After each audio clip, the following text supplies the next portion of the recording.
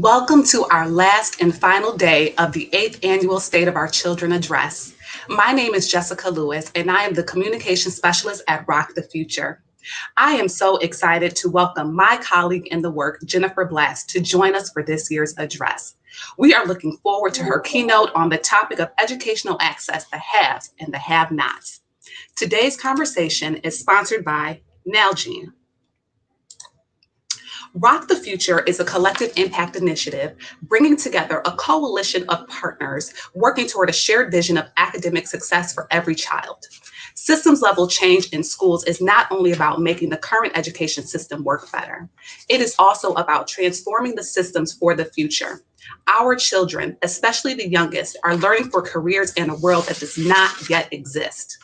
That is why we are working as a cross-sector partnership to prepare for the next horizon. Rock the Future is a member of the Strive Together Cradle to Career Network, a national movement impacting the lives of 12 million youth and counting.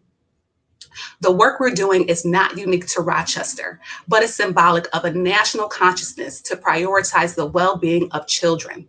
There are 70 communities just like Rochester working to improve outcomes using the Strive Together framework. This year's report card, available on rockthefuture.org, reflects the fact that education is a community effort and that learning does not only happen in schools. Families and communities also play an important role in children's learning. We know that disparities exist in education, but imagine if we found a way to transform systems for the future by working across housing, healthcare, justice, all of the systems that impact young people and their families. Be sure to join the conversation on Twitter using hashtag SOOC2020 for State of Our Children 2020. And now I'd like to introduce Jennifer Blatz. Jennifer is the president and CEO of Strive Together, a national nonprofit working in 70 communities across the United States to enable nearly 12 million young people to succeed in school and life. Jennifer is a nationally recognized leader and expert in building place-based partnerships. For 2 decades, she has designed, developed, and implemented strategies that drive large-scale community improvement through partnership with local leaders and organizations. Before we hear from Jennifer, let's hear from Christian Page, who presented a powerful spoken word piece during the 2020 Strive Together Cradle to Career convening. And start. A poem that I pray like I run the last leg of. But in the spirit of Sankofa, in the spirit of our ancestors, I know that we've been writing this for a long time. And so this poem, I think, is a collection of individuals. There will be more people who write this later, but I'm happy to add my iteration, my chapter to this book. And so this poem has no title. I won't be able to give it a title because I wasn't the first person to write it. And so here's the piece that I want to close us with. I don't know when this poem started. I don't know if you'll be able to read the script unless survival is your native tongue. Artists have passed down this pen like a baton in this race that feels like a 4 by forever. And for 400 years, we've been living under the weight of what you witnessed for 8 minutes and 46 seconds while 4 men watched a man forecast his own death. I don't know when this poem will be over. If it will be silenced by the same bullets that stopped my heroes from becoming elders, I'm not even sure how much of this is poem and how much of this is just calligraphy from my consciousness, but I'm convinced that the truth is the only thing that will set us free. So we've been writing to remind you that justice is what love looks like in public, that we are more than just hashtags and yard signs waiting for the cosign of a next performative ally whose boots will never touch the ground. We've been writing to remind you that anti-racists don't wear capes, that they lock arms and create space for transformation to take place, advocating for the displaced when our moral fabric is misplaced. And in this case, I'm writing to remind you that this is not a solo act, not something that you should watch and clap for. It requires your participation. Ask you to see yourself in the eyes of the vulnerable, to use your privilege and positioning, providing platforms that speak truth to power, preparing your shoulders, baton in hand, praying that this leg is the anchor, that this poem sees a period, and if this period continues, finding the energy to keep running, we've been writing to remind you that Black boys with toy guns have seen consequences that white men with real guns have not.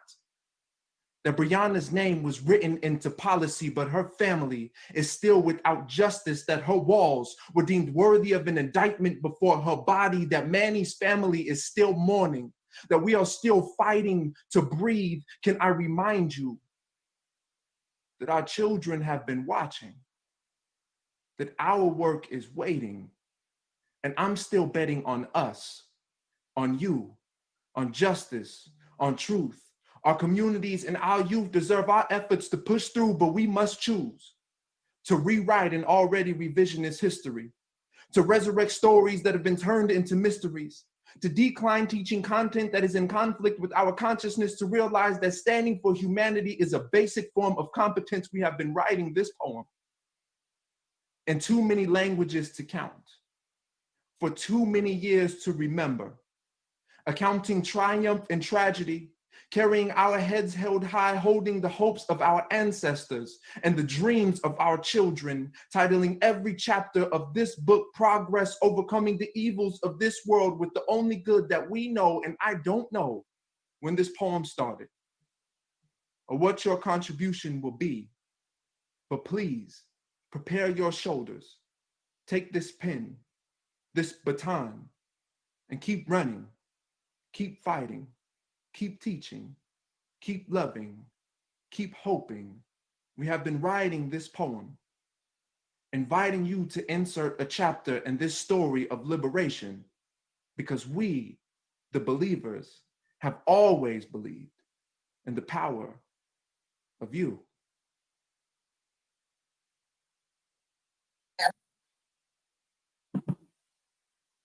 That was Christian Page, as Jessica said. He's an Emmy-nominated poet, educator, community advocate, and he wrote that poem for Strive Together. I agree with Christian. Justice is what love looks like in public. He reminds us that our children are watching and our work is waiting. Hello, I'm Jennifer Blatz, and I'm president and CEO of Strive Together. And I really wish that I could be with you in person today. But I'm so glad to join you virtually to share a few stories from our national network and discuss why our work is more urgent and important than ever. It doesn't take much to see the division that surrounds us today. But I'm hopeful that we can take a moment today to imagine a future where we don't have separations between those who have and those who have not. It's a future where every child has every opportunity to succeed. This includes access to high-quality education, but it doesn't stop there. Our work at Strive Together is about changing the trajectory of lives by working across education, housing, healthcare, justice, all of the systems that impact young people and their families. We're in the business of changing what's possible. And I have the great privilege of leading this national network of thousands of difference makers, policy busters, systems changers, and passionate champions of children. We represent nearly 70 communities across 30 states in Washington, D.C. And together we impact the lives of more than 12 million young people, including more than 6 million children of color. Rock the Future, the partnership that you are all engaged with, is a leader in this Cradle to Career network. And yet we're so much more than a network. We're a national movement with a clear purpose, helping every child succeed in school, in life, in Cradle to Career, regardless of race, ethnicity, zip code, or circumstance. We simply refuse to settle for a world in which a child's potential is dictated by the conditions into which they are born. Racial and ethnic equity is at the core of our work because we live in a society that relies on centuries-old systems designed to fail Black, Indigenous, Latinx, and Asian children and families. And although COVID-19 and police killings of Black men and women this year created a public awakening to systemic racism, Strive Together has worked for more than a decade to help communities address structural barriers that prevent every child from reaching their full potential. We're breaking down those old systems and designing new ones to build to produce more equitable outcomes. We're transforming systems by shifting practices, power, resources, and policies to deliver more equitable outcomes from cradle to career. I'd like to share just a few examples of what this looks like on the ground. In Spartanburg, South Carolina, the Spartanburg academic movement shifted practices, bringing continuous quality improvement to schools experiencing poverty and disparate outcomes. By helping teachers and students use real-time data to map and improve progress in the classroom, this practice shift resulted in a more than 60% increase in grade level reading scores. In Bridgeport, Connecticut, our partner there is shifting power to those most impacted by inequitable systems. Bridgeport Prospers worked with residents of a public housing complex to collect data on emerging needs from rental assistance and food to access to Wi-Fi and hardware for online learning and tutoring. This data helped them to recruit tutors from local colleges to address learning loss during the pandemic. And in Chicago, our partnership there, Thrive Chicago, used data to shift resources to Opportunity Youth. These are young people aged 16 to 24 who are not connected to education and employment. Partners on the ground in Chicago secured $15 million in public funding to address specific needs Opportunity Youth have around education and employment. And finally, in Texas, several of our network members worked together to shift policy by forming a statewide coalition of cradle to career partners to advocate for landmark school finance legislation. House Bill 3 will ultimately invest as much as $6.5 billion in equitable funding to support Texas learners. Although we have some great examples from the network upon which to build, if I'm completely honest, we were not as explicit about race when we first began this work. As I mentioned before, we believe that a child's potential should not be dictated by the conditions they were born into. And that same principle applies to organizations and ideas. If we find that our structures aren't living up to our ideas, we create new ones. If the work isn't demonstrating justice as what love looks like in public, then we take action. Since taking the helm of Strive Together 3 years ago, we've become more intentional and deliberate about advancing racial and ethnic equity. We simply had to. We also had to stop hiding behind poverty as a proxy for racial inequities. If we can't call something for what it is, we can never seek to address or transform it. And we were seeing some great progress in aggregate outcomes. But when we dug deep into the data, we could see that gaps remained. To get to true population level change and improvement, we know we have to work at the systems level. And that means committing to the future of our children rather than the comfort of the status quo. And although I'd been at this work for a while, there was a moment in which I realized I had the opportunity to use my privilege and my platform to commit the organization and movement towards centering racial and ethnic equity. And we knew that if we did that at Strive Together, we could help our partnerships across the network lead on equity too. I also know that as a white woman, it's very easy for me to stand up here and espouse the virtues of equity. It's so much harder to change the mindsets and behaviors that contribute to centuries of racial oppression and systemic racism. But right here in Rochester, you are beginning to walk that talk. Jackie recently reminded me that in the past, you faked the funk on racial equity. You talked it, but you didn't always walk it. And now, look at you. You are off and running. The Black Agenda Group is leading the way locally to ensure racial equity is at the core of this work. The declaration of racism as a public health crisis lays bare the wicked and deadly impact of racism in place. Your community members are stepping up to say that the status quo is not okay, but are instead transforming their own practices. I've read the incredible equity stories that highlight commitments to invest in organizations led by people of color, diversify staff composition, center and integrate community voice into decision-making, and create change at both the individual and systems level. And folks there are working to address root causes. The Department of Pediatrics at UR Medicine's Golisano Children's Hospital has dedicated resources to researching and understanding the impacts of racism on your community.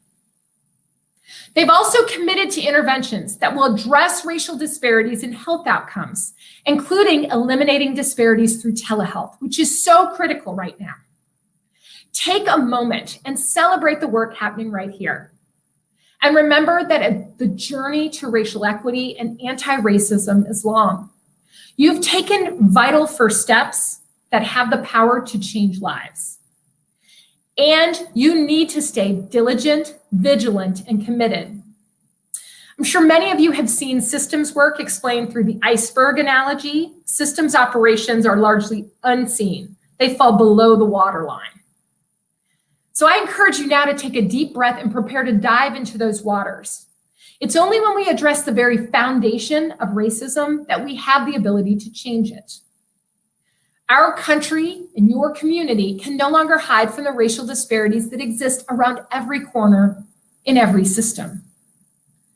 The pursuit of more equitable outcomes is central to the work of our partners across the country as they pivot right now to respond to the twin pandemics of COVID and racial injustice. For example, so many of our partners are working to bridge the digital divide that's been deepened by the pandemic as schools have shifted to remote learning. Take Impact Tulsa in Oklahoma, for example. They used census tract data to create internet access maps that revealed significant disparities among communities of color and those living in poverty. And then they shared this data with school districts to help make education accessible to all their students. This data also prompted their local cable company to change its subscription policies, lowering rates and automatically enrolling eligible households. We also have partners working across sectors to address inequities. In Memphis, Tennessee, Seeding Success led a quantitative analysis revealing inequities and housing shortages in Memphis. Now they're developing strategies together with the housing authority, school system, and families to address the high rates of homelessness exacerbated by the pandemic. The common denominator in so much of this work is the role of young people and their families in developing those solutions. People most affected by inequities across our system must have a seat at the decision-making table. At the beginning of my talk, you heard from Christian Page, who reminded us that our children are waiting. Our work is waiting. Children are more than waiting right now. They are ready. They're ready to have a say in their future. They are more than ready to work with us. They are more than ready for what's possible. We don't have to ask them to imagine a future without haves and have-nots. They see it. And we see it too. Now it's time to come together to do the work. We must seize this moment in time and work together to create policy that ensures an equitable recovery for every child, every young person, and every family. We must work more closely with youth and families to inform and help lead change. I believe it's possible. Our work is waiting. So let's get to work. Thank you. That was incredible.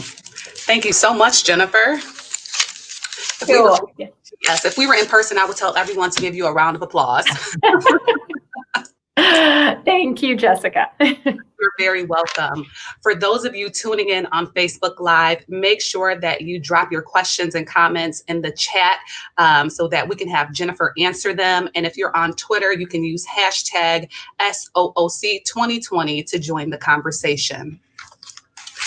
So Jennifer, you talked a lot about the work happening at other partnerships across the network. With so many issues and barriers impacting children and families, how do we determine which to address first? Yes, this is the toughest question.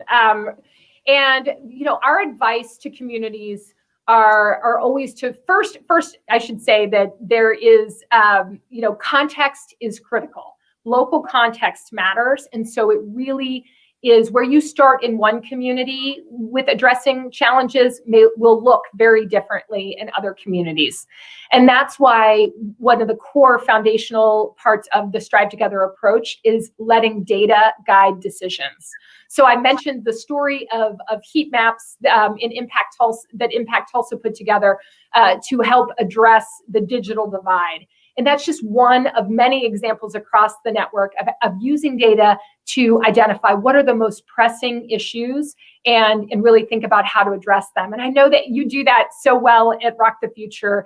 I recently had an opportunity to do a podcast where we talked about the PECAN networks, the Parent Engagement Collaborative Action Network.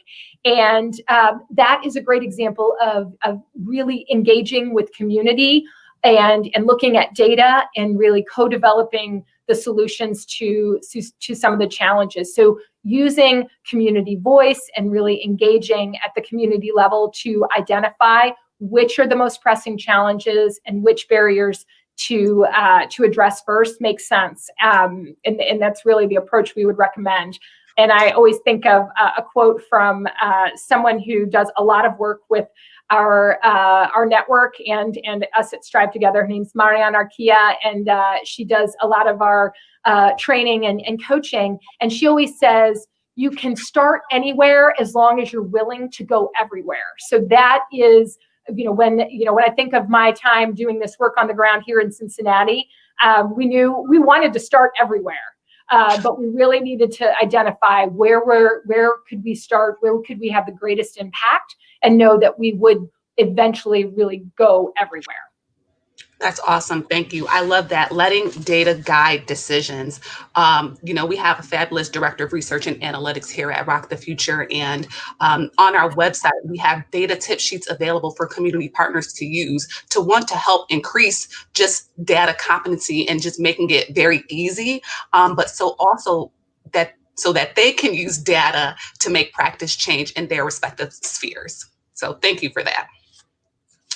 Intersectionality, we know that that's very real when it comes to sectors that impact children and families.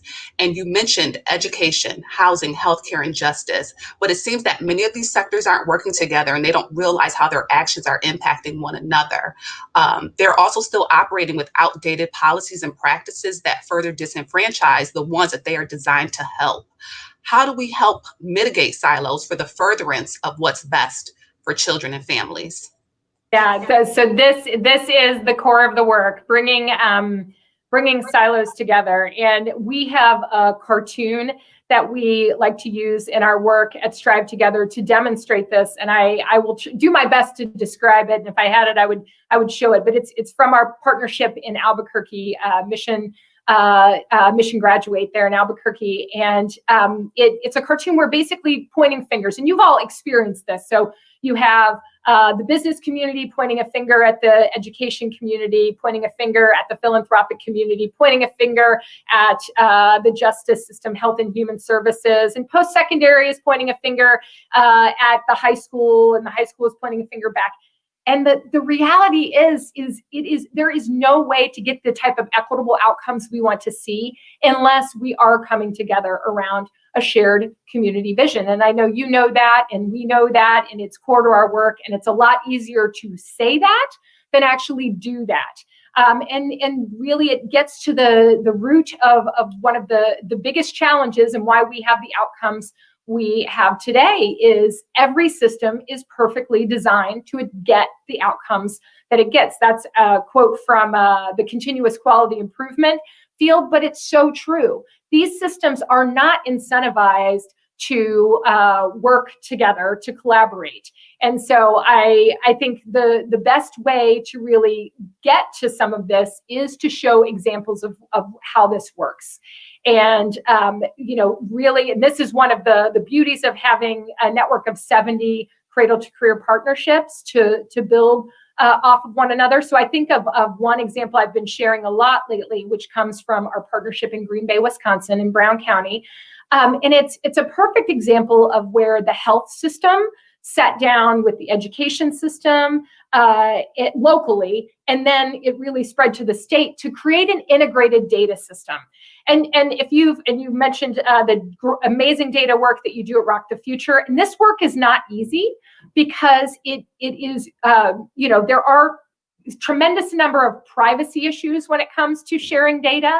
But really, this is why relationships and trust in this work is so critical. So in the example in Green Bay, they were able to create an integrated data system where their health system, their large hospital system in Brown County and Green Bay, Wisconsin, is sharing data with the partnership there, and they're also pooling in data from the State Department of Instruction. So they're having a comprehensive look at what the child's what child and family data looks like. But that took a tremendous amount of time. That took a lot of relationship building and trust building and working through the privacy issues. So I guess all this to say is, and we have countless examples of how cross-sector systems are working together. I mentioned one in my talk in Memphis, really, where you have the housing the local housing authority working together with the education system to reach children where they are and to identify and understand sort of the increasing homelessness rates in Memphis and Shelby County, Tennessee, because of the pandemic. That is an example of partners working together.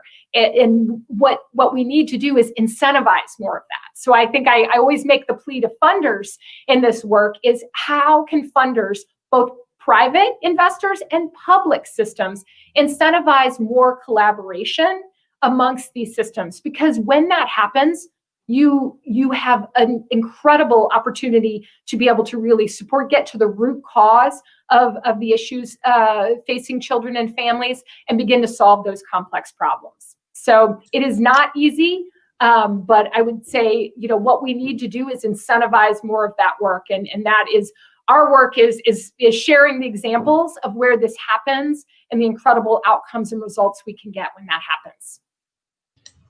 Thank you so much for that. And I hope we have some funders watching and that they heard that call. And so as we talk about just intersectionality and all of these sectors really who should be working together to impact and improve outcomes for kids, we know that people come to work with bias every day.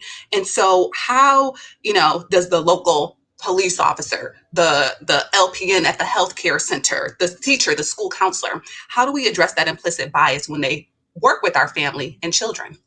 Oh gosh, so this is, it's so critically important, and I'm so glad that you asked about this. So I'm going to speak from my own experience and the work that we've been doing at Strive Together, and that I know many of our partnerships are doing, and they're doing it together with partners in the community. But it really starts with self-work. We all bring implicit bias to into our work, and so in one of our great partners at Strive Together, and we share a lot of this work with our Cradle to Career Network, is the Annie Casey Foundation, and they use a framework that just helps you think about your role in changing systems called person role system. And the reason I feel like this is so relevant to addressing implicit bias is because you have to do your own personal work. I have been doing my own personal work and understanding and unpacking some of the biases I have, and was really not aware of. And I still learn every day. This work is a journey. The personal work that you do in your own equity journey to unpack some of this is really, it's a really tough journey, and it's ongoing. And you're going to have setbacks, you're going to make mistakes, and you have to really be willing to look at and sort of deconstruct some of the mental models that you bring in that cause these biases. So I say person is first and foremost. If we can encourage people, and the way we've done this at Strive Together is we've created affinity spaces to unpack some of this, particularly for white people like me need to do the work. I mean, we have to be doing the work. And so in that White Caucus, we have spent a lot of time using a really fantastic book called Me and White Supremacy to really unpack what those biases we bring to the work is. So that's the person side. And then you have to think of the bias you bring in your role and in the role that you're playing. So you mentioned, police officer, an LPN in the community, you are playing a role in a system, and there are mental models in that system that create bias. And so really unpacking and understanding that. And of course, at the systems level, it's critical. That's how we can transform systems. If we are willing to understand the white dominant frame that has built most of the systems that we have and operate in this country, and begin to unpack that, understand the history and sort of how this came to be, and be vulnerable and be courageous in sort of questioning yourself and unpacking your own work. So I feel like, that's such an important question. It's extremely challenging. I do see more and more organizations and systems doing the work, particularly given the national context that we're in and the events of this year, and certainly the racial awakening that has been a long time coming in this country that we've experienced this year. I see this active effort to do this work, but it's ongoing work. It never ends. And so, yeah. And I know that you guys at Strive Together, you actually had the White Caucus. You introduced that last year, and you did it again at the Strive Together Cradle to Career convening. Can you just touch on that briefly? Like, why did you find that necessary? Yeah, well, I mean, so it really is. So I'm actually, I'll use an example. When we were doing some of our, we were fortunate to work with a really outstanding partner in doing our own internal work at Strive Together around centering racial and ethnic equity. The Interaction Institute is who we worked with, and we were having conversations as a team, and some members of, actually a team and with network members. We were doing some racial equity work with the Interaction Institute. In fact, Jessica, you were a part of this work. And what we found is that, white people were showing white people, and I'm not, I'm speaking, I have I can share a million different learn in public moments that I've experienced where my white fragility has come to the forefront of like, oh, I don't know, that word's making me uncomfortable. And it's like, are you like, are you serious? Like, we're going to have this conversation and continue to put the burden and the emotional labor with people of color, with our colleagues of color in the space. So we created the White Caucus space at Strive Together for us to do our own work, to do self-work, to use, I saw in the chat, somebody mentioned the 21-day racial equity challenge. It is something that we've used internally. The Me and White Supremacy, Layla Said's book has been instrumental, but to do the work in a space where we are not continuing to put the burden on our colleagues of color. And we created this similar affinity spaces within our network. So, and also I should say, internally to Strive Together, we have a Black grounding group. We have a women of color affinity group, an LGBTQIA affinity space. And so our team members can opt into these affinity spaces.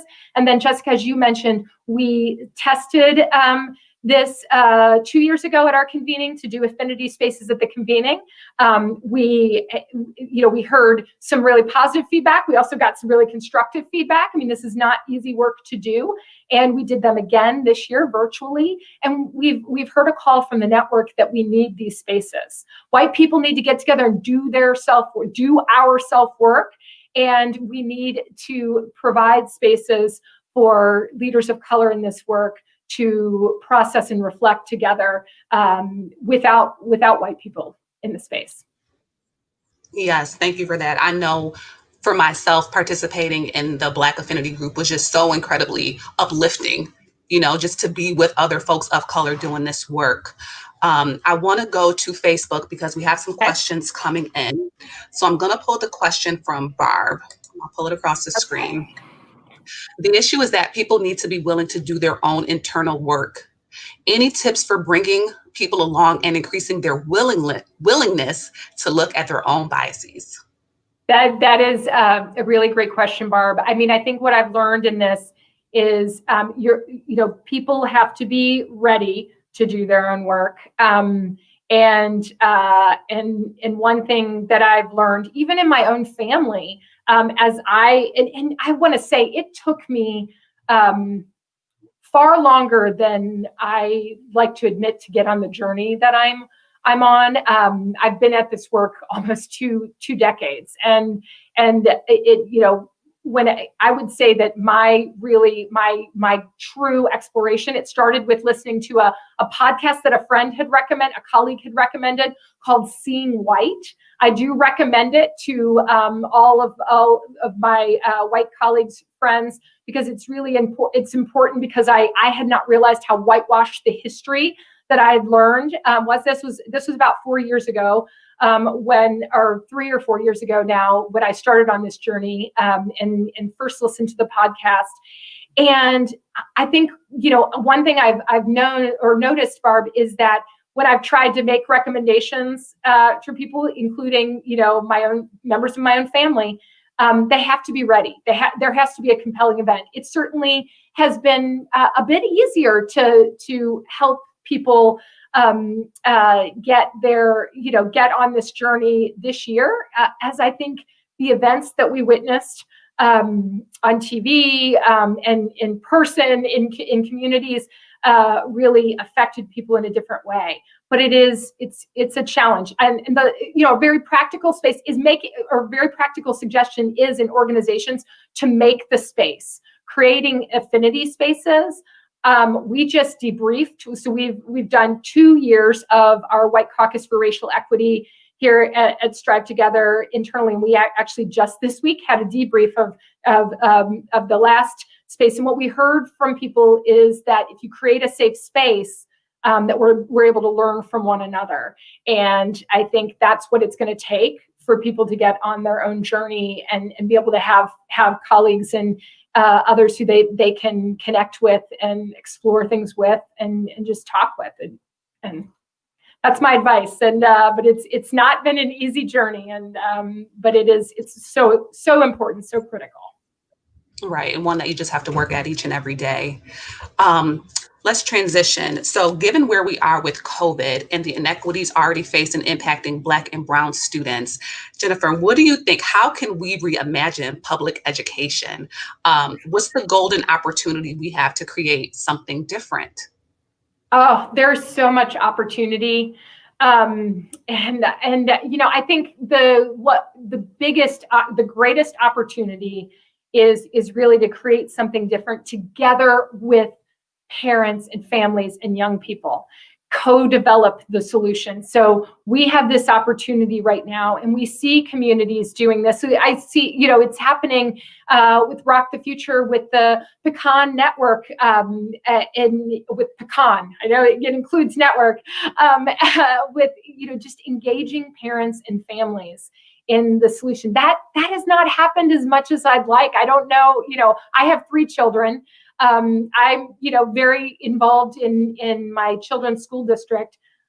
Other than getting a survey to say, do you want your kids virtual or in place? No one talked with us about the, what were some options and how are we going to, what are we learning from this? And I've been pushing on my own district, which is a whole other story. But I think Cradle to Career partnerships have this incredible opportunity to really ask those hard questions, like to understand what are we learning, because we're hearing anecdotal stories of children who actually are learning better remotely. And so how do you build on some of that remote learning? We obviously also know that it is not working for many families and many children as well. So we, but kind of dig into that data, because the one thing that we know clearly is what was pre-pandemic education is not working.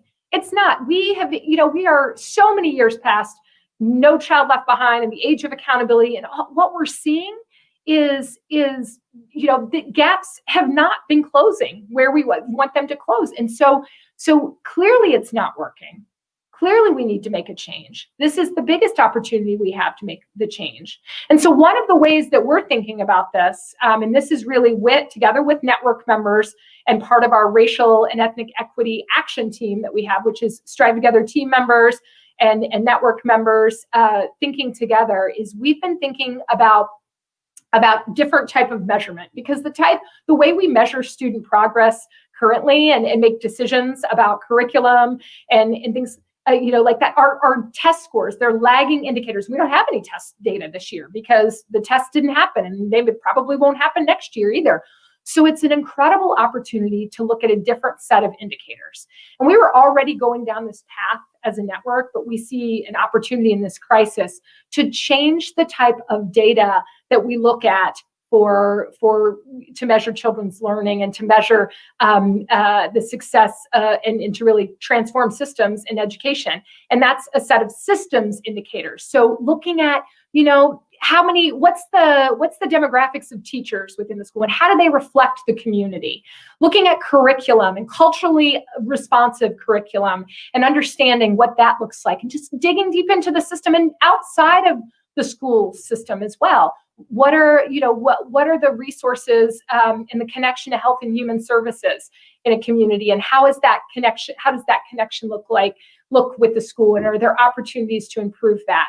Because we know that the test data that we've relied so heavily on and antiquated grading systems that don't really look at mastery of subjects are not working for us. They're not helping close the gaps. They're not even getting to bridging the gaps. So this is a real opportunity to think differently. That's something we're doing as part of the network. And I think Cradle to Career partnerships like Rock the Future are just so well positioned to be in that conversation, to be facilitating that conversation together with community.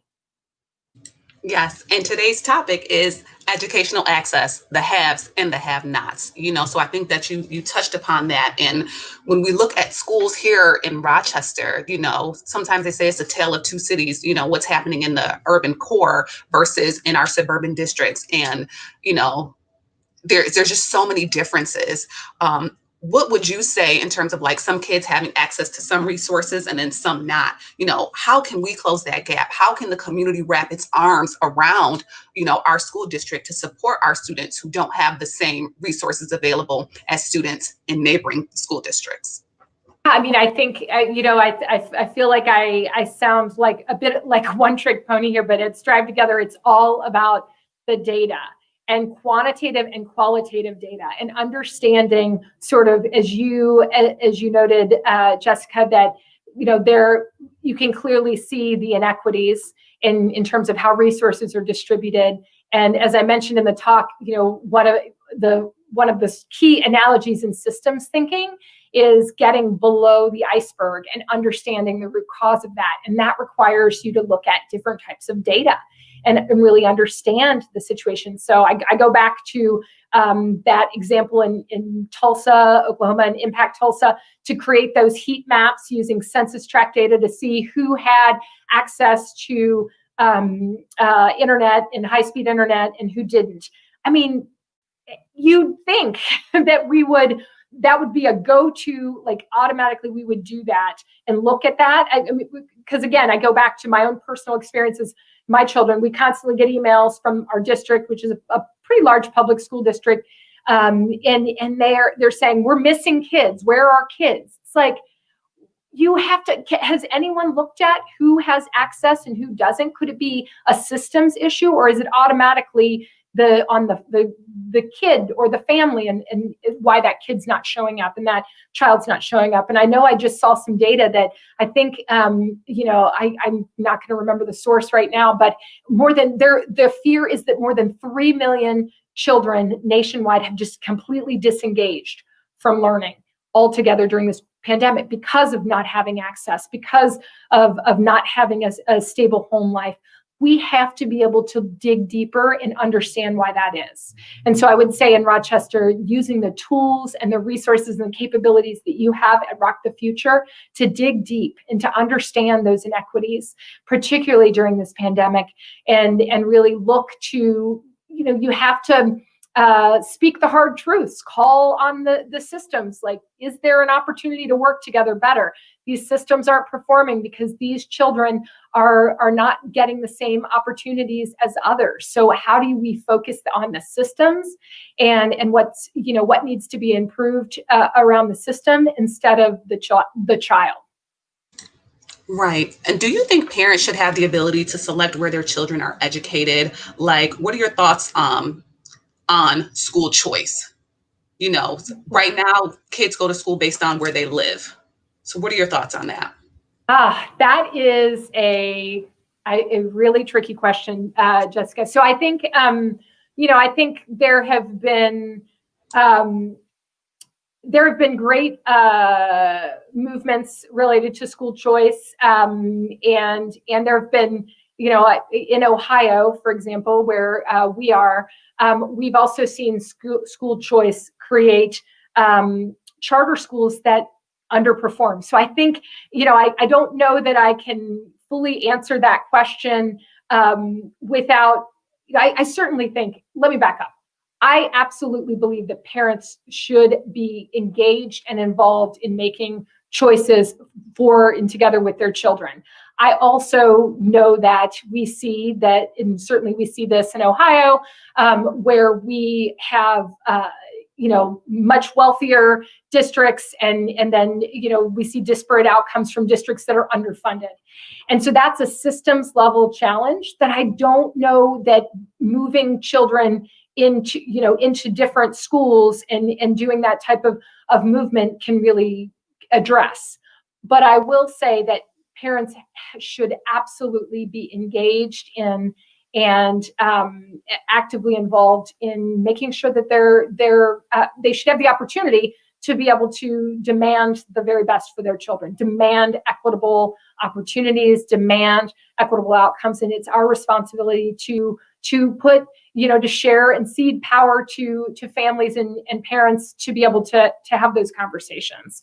So I think, I don't know that I can make a blanket statement on school choice overall, my thoughts on that, but I do believe that there are good things and challenging things related to it, depending on how it is implemented in places. Thank you so much.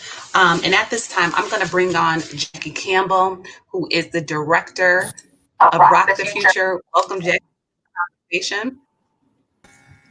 And I'm going to turn it over to you. Hi. Thank you so much, Jessica.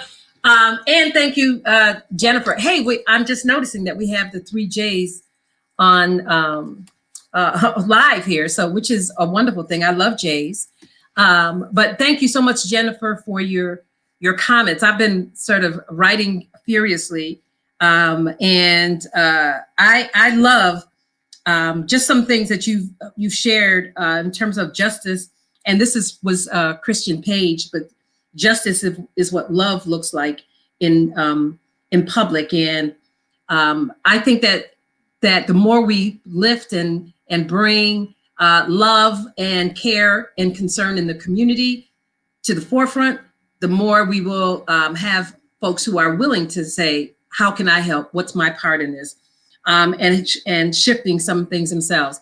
So I just really so glad that you were able to be with us today. And thank you for following through on your commitment. Last year, you said that you were going to do our keynote. And so you held firm to that and just being with us today. So thank you. For all of the folks who are listening, I just wanted to offer in a public way my thanks to all of Rock the Future for doing the work, the hard work every day and for so long to move forward. As Jennifer mentioned, this is not easy work, but things are happening.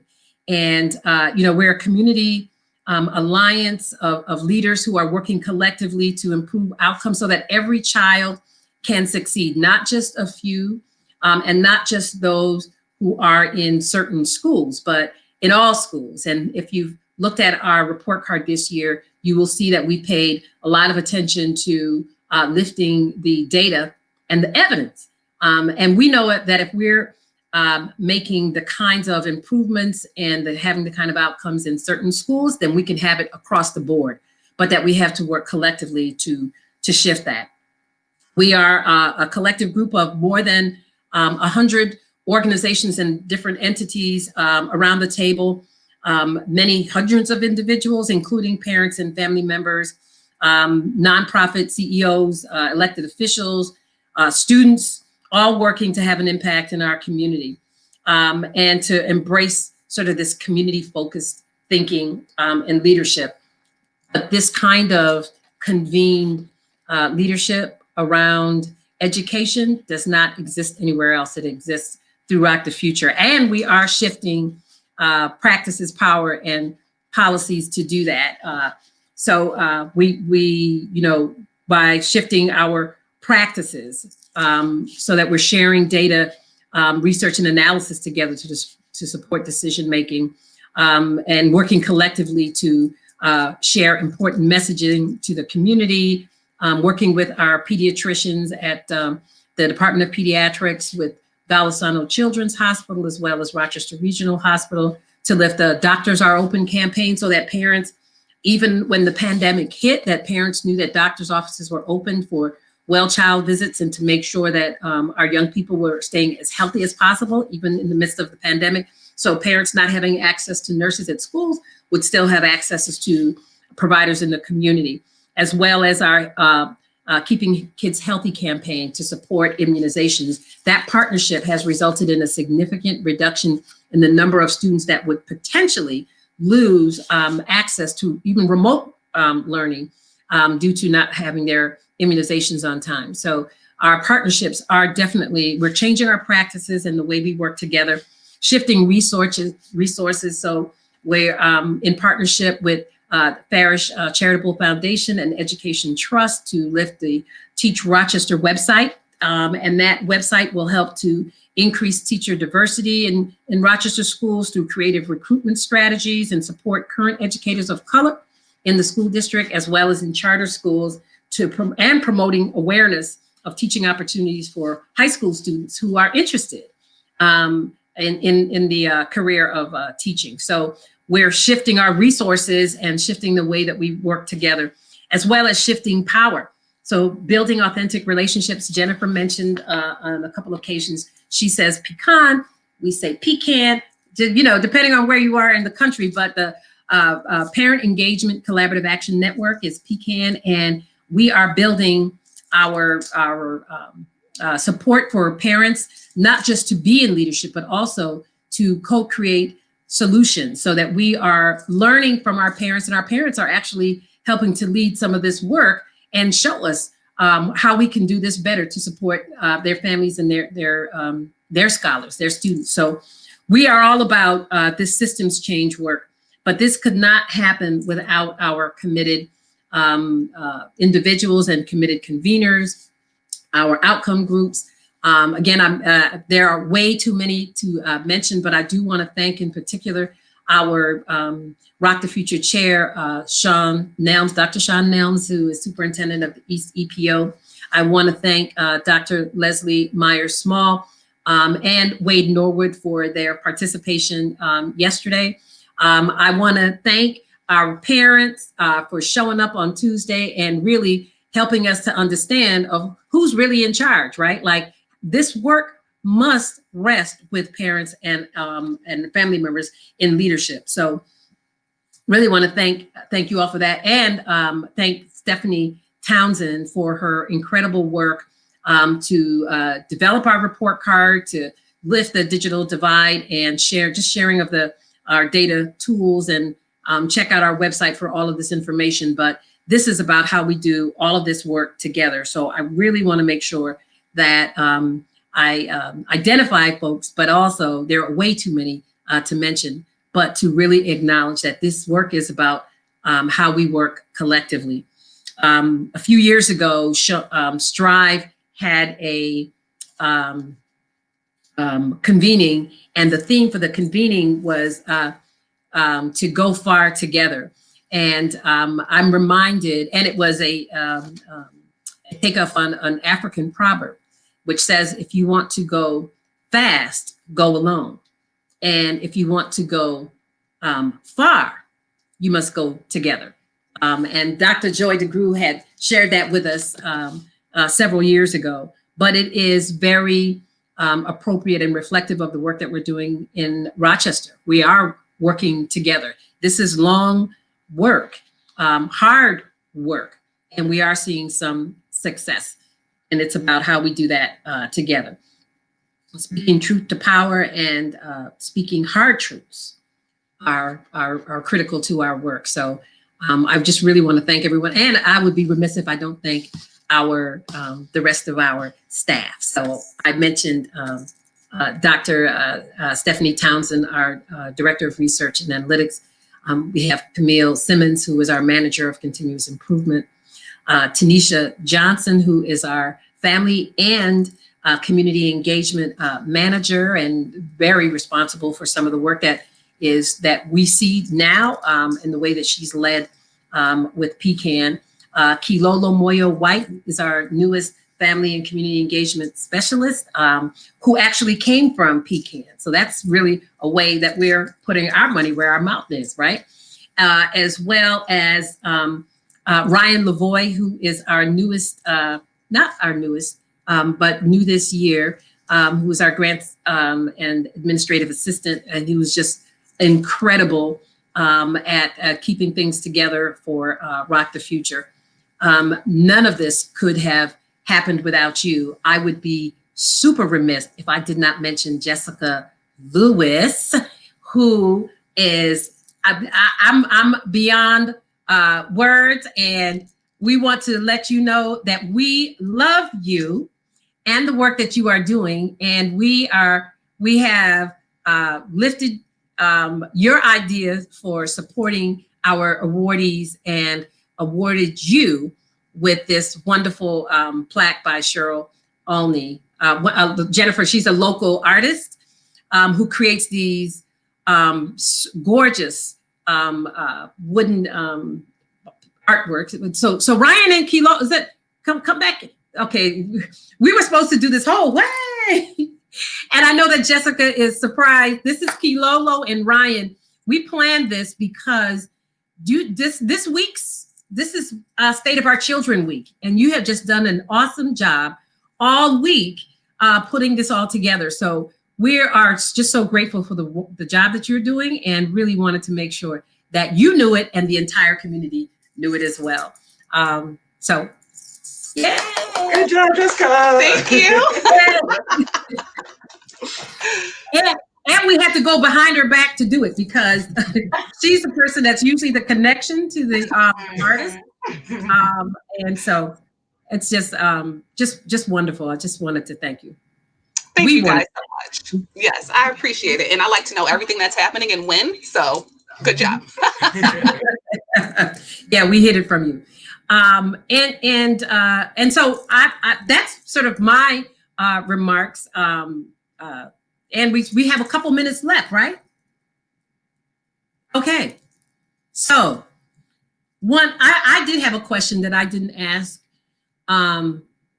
earlier, and it was tied to a couple of comments in the chat around, and we only have a few minutes for this, but I wanted to ask, there's this question of willingness. And we are in the midst of finishing up a 21-day challenge that was led by our United Way, was fabulous. Over 100,000 individuals signed up for it, and several hundred organizations. And so just pushing out all of the resources to the community.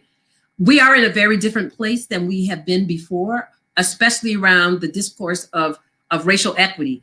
Even from last year to this year, that it's so different, the conversation. But we still have some who are not necessarily either willing to do the work or to even acknowledge that it is a thing. And I know that you all are lifting this around the country. If you can just give us a couple of closing remarks that speak to that, that would be really great. Yeah, I mean, I think my biggest advice is you keep doing the work. You have to, we have to keep doing the work in every community and every, this is, and that's what I talked about. It's personal work, and it can be really challenging when you have people, and we do, and every system and every community have people who will resist this and this type of work and change. But we have to keep doing the work. There is no more important work. This is the work of our time, our generation. I did hear, I heard someone talking recently about, every 60 or so years, there's an awakening in this country. Yes. And it's now. Mm-hmm. And it's now, and we have a responsibility to take this work farther than we ever have before. So I would say we have to keep doing the work, and they'll come or they won't, but we will not stop.